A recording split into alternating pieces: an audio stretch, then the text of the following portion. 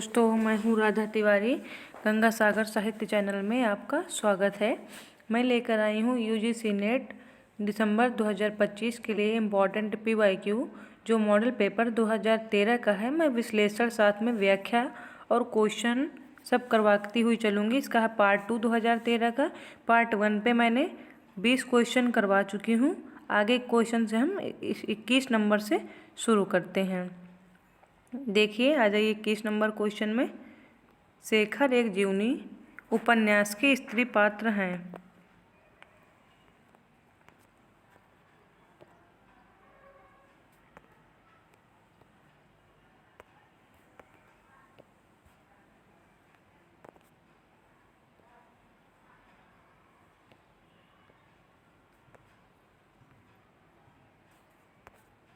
शेखर एक जीवनी के स्त्री पात्र हैं।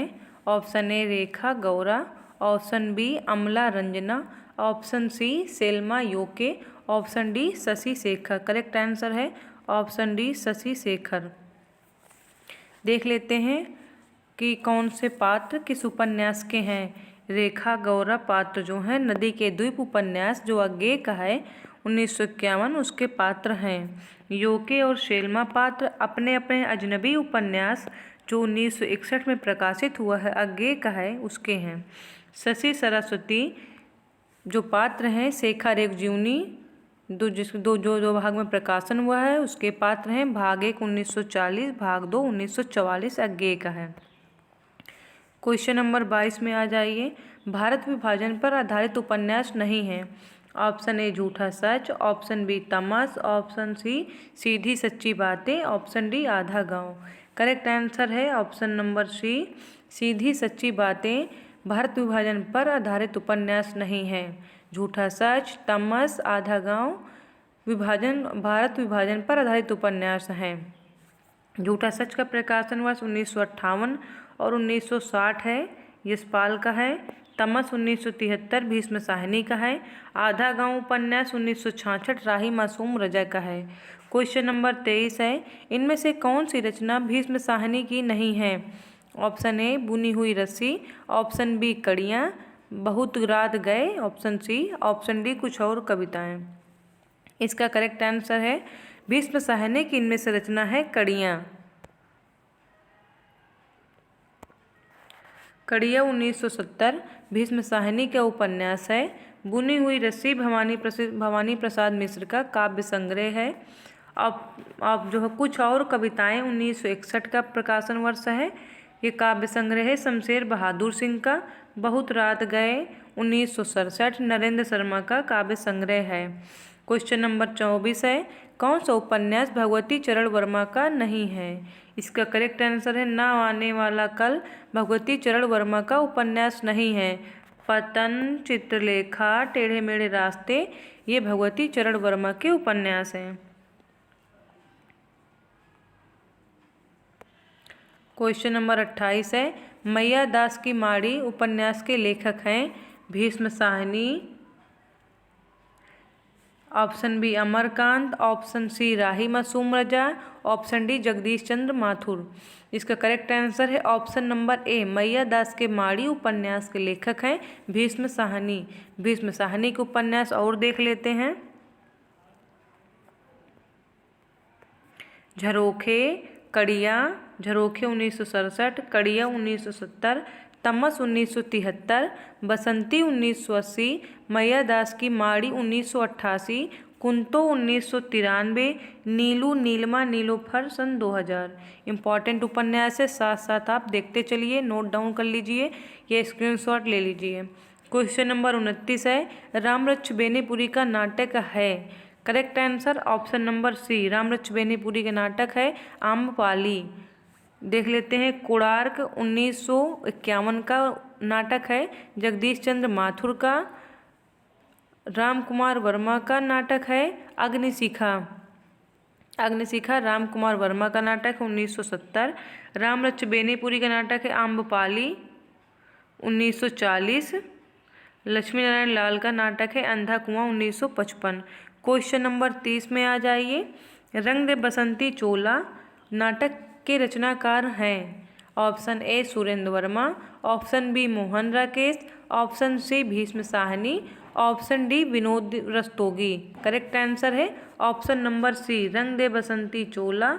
नाटक के रचनाकार हैं भीष्म साहनी। भीष्म साहनी के प्रसिद्ध नाटक देख लीजिए, हानूस 1977, कबीरा खड़ा बाजार में 1981, माधवी 1985, मुआवजे 1993, रंग दे बसंती चोला 1998, आलमगिरी 1999। भीष्म साहनी के जो नाटक है बहुत पूछे जाते हैं। इनका क्रोनोलॉजी ऑर्डर में हानूस 1977, कबीरा खड़ा बाजार में 81, माधवी, मुआवजे, रंग दे बसंती चोला, आलमगिरी बहुत ही इम्पोर्टेंट है। मोहन राकेश के नाटक भी इम्पोर्टेंट है। आषाढ़ का एक दिन, मैंने इसे आलाप से याद किया है।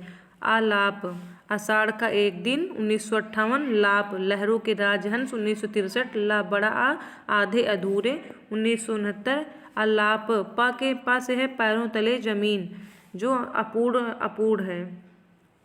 सुरेंद्र वर्मा के नाटक हैं द्रौपदी 1972, सेतुबंध 1972, नायक खलनायक विदूषक 1972, सूर्य की अंतिम किरण से सूर्य की पहली किरण तक 1975, आठवां सर्ग 1976, छोटे सैयद बड़े सैयद 1982, एक दूनी एक 1987, शकुंतला की अंगूठी 1990, कैद-ए हयात 1993। आप ये सब याद करते चलिए साथ साथ। क्वेश्चन नंबर 31 है, निर्मल वर्मा द्वारा रचित निबंधों का संग्रह नहीं है। निर्मल वर्मा का रचित निबंध संग्रह कौन सा नहीं है? करेक्ट आंसर है ऑप्शन नंबर सी। निर्मल वर्मा का निबंध संग्रह चिंतन मुद्रा नहीं है। कला का जोखिम, शब्द और स्मृति, ढलान से उतरते हुए, ये तीनों हैं। निर्मल वर्मा के निबंध संग्रह एक बार देख लीजिए। चिड़ों पर चांदनी 1964, हर बारिश में 1970, शब्द और स्मृति 1976, कला का जोखिम 1981, ढलान से उतरते हुए 1985, भारत और यूरोप प्रतिष्ठित के दिन 1981, शताब्दी के ढलते वर्षों में 1995, दूसरे शब्दों में 1997, आदि अंत और आरंभ 2001, जबक चिंतन मुद्रा 1977 विष्णुकांत शास्त्री का निबंध है। चिंतन मुद्रा किसका है? विष्णुकांत शास्त्री। वक्रोक्ति संप्रदाय के विरोधी आचार्य हैं। क्वेश्चन नंबर 32, करेक्ट आंसर है ऑप्शन नंबर बी। वक्रोक्ति संप्रदाय के विरोधी आचार्य विश्वनाथ हैं, आचार्य विश्वनाथ। वक्रोक्ति संप्रदाय के प्रतिष्ठापक आचार्य हैं आचार्य कुंतक। इसका सर्वप्रथम शास्त्रीय विवेचन भामह ने किया था, जबकि आचार्य विश्वनाथ रसवादी हैं और वक्रोक्ति विरोधी हैं। अलंकार संप्रदाय के संस्थापक हैं। करेक्ट आंसर है ऑप्शन नंबर बी। अलंकार संप्रदाय के संस्थापक आचार्य हैं भामह। अलंकार संप्रदाय के संस्थापक भामह हैं। इन्होंने 2 शब्द अलंकार, 36 अर्थ अलंकार अर्थात कुल 38 अलंकारों का वर्णन किया है। वक्रोक्ति को यह अलंकार का मूल या राजा मानते हैं। काव्य अलंकार भामह का प्रसिद्ध ग्रंथ है। क्वेश्चन नंबर 34 में आ जाइए। कार्ययुक्ति और भावयुक्ति प्रतिभा का विभाजन किस आचार्य ने किया है? Option A Dhananjay, option B Mahim Bhatt, option C Shriharsha, option D Rajshekhar. Correct answer है ऑप्शन डी राजशेखर। कार्यत्री और भावयुक्ति प्रतिभा का विभाजन राजशेखर ने किया है।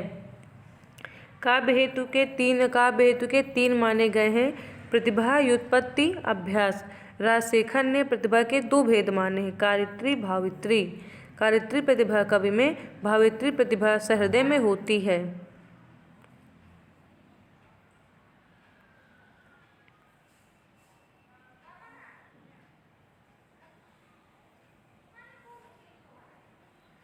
क्वेश्चन नंबर 35 है। देखिए मार्क्सवाद सिखाता है कि हर चीज़ पर डाउट करो। यह कथन किस आलोचक का है? करेक्ट आंसर है ऑप्शन नंबर ए। देखिए मार्क्सवाद सिखाता है कि हर चीज़ पर डाउट करो, यह कथन रामविलास शर्मा का है। क्वेश्चन नंबर 36, किस आचार्य ने भावातिरेक को अनिष्टकर माना है? करेक्ट आंसर है ऑप्शन नंबर सी।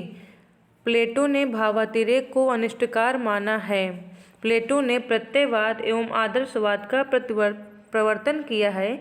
प्लेटो ने साहित्य में भावों का अतिरिक्त अधिकता को अनिष्टकर माना है। ये साहित्यकार के निष्कासन पर बल देते हैं। क्वेश्चन नंबर 37 है, पश्चिम के आचार्यों में किसके भाव दमन को अनिष्टकर माना जाता है? क्वेश्चन नंबर 37 का करेक्ट आंसर ऑप्शन नंबर ए, अरस्तु पश्चिम के आचार्यों में भाव दमन को अनिष्टकर माना है। क्वेश्चन नंबर 38 है, डॉक्टर धीरेन्द्र वर्मा ने वैदिक ध्वनियों की संख्या मानी है। करेक्ट आंसर है ऑप्शन नंबर ए, डॉक्टर धीरेन्द्र वर्मा ने वैदिक ध्वनियों की संख्या 13 स्वर 38 व्यंजन माना है, यानी 51 माना है। 13 स्वर 48 व्यंजन माना है, 51 ध्वनि माना है। क्वेश्चन नंबर 40 पे आ जाइए। 39 में धीरेन्द्र वर्मा ने अपने ग्रंथ हिंदी भाषा का इतिहास में वैदिक ध्वनियों की मूल संख्या 51 मानी है, जिनमें 13 स्वर 38 व्यंजन हैं। क्वेश्चन नंबर 39 है, अरे ययावर याद रहेगा याद किसका यात्रा वृतांत है? ये तो आप देखते ही बता देंगे। Correct answer option number C, ये अज्ञेय का यात्रा वृतांत है। और अज्ञेय की यात्रा वृतांत दो हैं, अरे ययावर रहेगा याद 1953, एक बूंद सहसा उछली 1960। रामरक्ष बेनीपुरी की यात्रा वृतांत है, पैरों में पंख बांधकर 1952, उड़ते चलो 1954। यशपाल के यात्रा वृतांत है, लोहे की दीवार के दोनों ओर 1953। निर्मल वर्मा का यात्रा वृतांत है, चीड़ों पर चांदनी 1964। क्वेश्चन नंबर 40 है, इनमें से कौन सी कृति संस्मरण विधा की नहीं है? इसका करेक्ट आंसर है ऑप्शन डी, मित्र संवाद संस्मरणात्मक विधा की रचना नहीं है। पथ के साथ ही हम हसमत लौट आओ धार संस्मरण विधा की रचना है। मित्र संवाद 1992 रामविलास शर्मा तथा केदारनाथ अग्रवाल के पत्रों का संकलन है। जो पत्र होते थे, दो के बीच होते थे संकलन, रामविलास शर्मा केदारनाथ अग्रवाल के पत्रों का संकलन है। पथ के साथ ही 1956, हम हसमत दो भाग में है 1977, लौट आओ धार 1995 महादेवी वर्मा पथ के साथी का है। हम हसमत कृष्णा सोबती, लौट आओ धार दूधनाथ सिंह के संस्मरण है। क्वेश्चन नंबर 41, इनको रचना काल की क्रम से सेट करना है। मृगावती, पद्मावत, चित्रावली, इंद्रावती। करेक्ट आंसर है ऑप्शन नंबर ए, पहले आएगी मृगावती 1503, फिर पद्मावत 1540, चित्रावली 1613, इंद्रावती 1744। देख लीजिए, मृगावती 1503 कुतुबन की रचना है, जायसी का पद्मावत 1540 की रचना है, चित्रावली उस्मान का रचना है 1613, इंद्रावती 1744 नूर मोहम्मद की रचना है। ये जितने हैं क्रम वाले क्वेश्चन आज जो क्रोनोलॉजी ऑर्डर बहुत ही कठिन होता है, लगभग नेट एग्जाम में 10 से 12 क्वेश्चन आजकल आ रहे हैं, ट्रेंडिंग है, ये बहुत ही परेशान करके रखे हैं। प्रकाशन वर्ष की दृष्टि क्रोनोलॉजी ऑर्डर सेट करिए।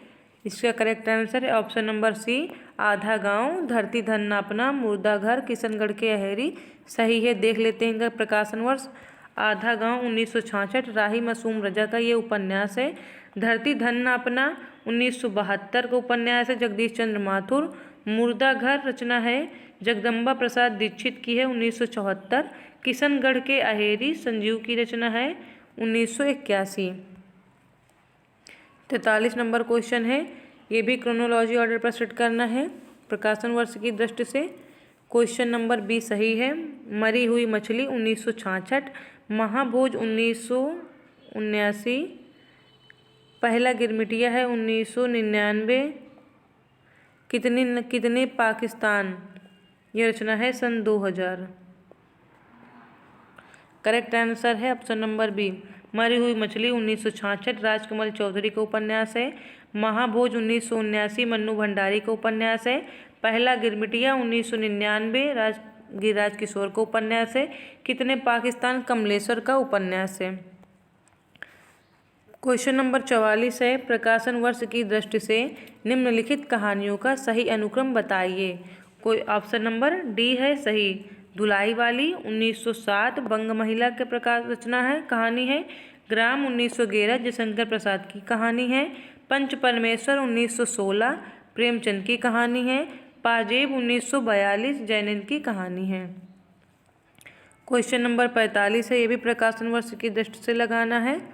करेक्ट ऑप्शन है ऑप्शन नंबर बी, बोलती प्रतिमा, अतीत के चलचित्र, समय के पाँव, 10 तस्वीरें। प्रकाशन वर्ष देख लेते हैं हम एक बार। बोलती प्रतिमा 1937 श्रीराम शर्मा, अतीत के चलचित्र 1941 महादेवी वर्मा, समय के पाँव 1962 माखनलाल चतुर्वेदी, 10 तस्वीरें 1963 जगदीश चंद्र माथुर की कृति है। क्वेश्चन नंबर 46 है, ये भी प्रकाशन वर्ष पूछ रहा है। इसका सही आंसर है ऑप्शन नंबर सी, शब्द और स्मृति, कला का जोखिम, ढलान से उतरते हुए, शताब्दी के ढलते वर्ष। निर्मल वर्मा की निबंध है जिनका हम क्रम नीचे देख लेते हैं एक बार। चीड़ों पर चांदनी 1964, हर बारिश में 1970, शब्द और स्मृति 1976, कला का जोखिम 1981, ढलान से उतरते हुए 1985, भारत और यूरोप प्रतिशत के क्षेत्र 1991, शताब्दी के ढलते वर्षों में 1995, दूसरे शब्दों में 1997, आदि अंत और आरंभ 2001 निर्मल वर्मा के निबंध संग्रह हैं। इम्पॉर्टेंट क्वेश्चन नंबर 47 है, प्रकाशन वर्ष की दृष्टि से कुबेरनाथ राय के निबंध संग्रहों का सही अनुक्रम बताइए। क्वेश्चन नंबर ए है ऑप्शन सही आंसर ऑप्शन नंबर ए, रस अखेटक 1970 का निबंध संग्रह है। विषाद योग 1972 का है। महाकवि की तर्जनी 1979 का निबंध संग्रह है कुबेरनाथ राय का। दृष्टि अभिसार 1984 का है। देख लेते हैं इनका निबंध संग्रह महत्वपूर्ण कुबेरनाथ राय के। प्रिया नीलकंठी 1968, रस आखेटक 1970, मैंने रस आखेटक 1972 बता दिया क्या, सॉरी, रस आखेटक 1970 का है। निषाद बांसुरी 1974, पर्ण मुकुट 1978, कामधेनु 1980, पत्रमणि के पुतुल नाम 1980, मन पवन की नौका 1982, किरात नदी में चंद्रमधु 1983, त्रेता का बृहदमास 1986, मराल 93, उत्तर कुरु 1994, वाड़ी का क्षीर सागर 1998, विषाद योग, अंधकार में अग्निशिखा 1998, आगम की नाव 2002, विषाद योग 1973, महाकवि की तर्जनी 1979, दृष्टि अभिसार 1984 कुबेरनाथ राय के निबंध संग्रह हैं। क्वेश्चन नंबर 48 है, निम्नलिखित कवियों का काल क्रमानुसार सही अनुक्रम बताइए। करेक्ट आंसर है option number D, Naresh Mehta, Sarveshwar Dayal Saxena, Rituraj Madan Kashyap. Naresh Mehta 1921 के जन्म है। सर्वेश्वर दयाल सक्सेना 1927 में जन्म हुआ है। ऋतुराज को 1940, मदन कश्यप 1954। इनमें से दो बहुत इंपॉर्टेंट नरेश मेहता का पूछा जाता है हरदम, सर्वेश्वर दयाल सक्सेना 1927। क्वेश्चन नंबर 49 है, प्रकाशन के अनुसार निम्नलिखित निबंध संग्रहों का सही अनुक्रम बताइए। ऑप्शन नंबर बी है करेक्ट आंसर, अशोक के फूल, विचार और वितर्क, कुटज, आलोक पर्व। देख लेते हैं एक बार इनका प्रकाशन वर्ष। हजारी प्रसाद द्विवेदी के निबंध संग्रह हैं अशोक के फूल 1948, कल्पलता 1951, मध्यकालीन धर्म साधना 1952, विचार और वितर्क 1954, विचार और प्रवाह 1959, कुटज 1964, आलोक पर्व 1972, साहित्य सहचर 1972। हजारी प्रसाद द्विवेदी के प्रमुख निबंध ललित निबंधकार थे, हिंदी के प्रमुख निबंधकार हैं। क्वेश्चन नंबर 25 है, प्रकाशन वर्ष की दृष्टि से निम्नलिखित कृतियों का सही अनुक्रम बताइए। क्वेश्चन नंबर 50 का ऑप्शन सी सही है। बलचनामा 1952, मैला आंचल 1954, बहती गंगा 1952, जल टूटता हुआ 1969 की रचना है। देख लीजिए एक बार यहाँ पर भी, बलचनामा 1952 नागार्जुन का उपन्यास है, मैला आंचल 1954 रेणु जी का उपन्यास है, बहती गंगा 1952 शिव प्रसाद सिंह का उपन्यास है, जल टूटता हुआ 1969 रामदरस मिश्र का उपन्यास है।